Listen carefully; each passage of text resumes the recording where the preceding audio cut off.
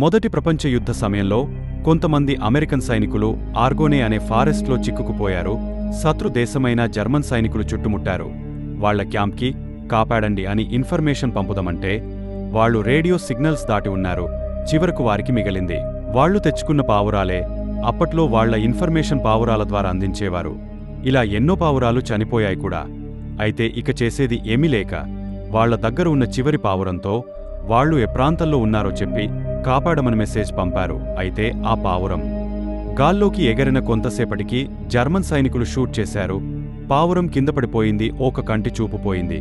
ఒక కాలు విరిగపోయి జస్ట్ వేలాడుతుంది. అయినా సరే ఆ పావురం మళ్లీ గాలిలోకి లేచి అరగంటలో సుమారు 40 కిలోమీటర్ల దూరంలో ఉన్న క్యాంప్కి చేరింది. అప్పటికే పూర్తిగా గాయపడ్డ పావురాన్ని అక్కడి డాక్టర్లు కాపాడారు. ఆ సమాచారం ద్వారా 194 మంది సైనికుల ప్రాణాలు ఆ పావురం కాపాడింది. ఆ విధంగా ఒక చిన్న పావురం వరల్డ్ వార్ I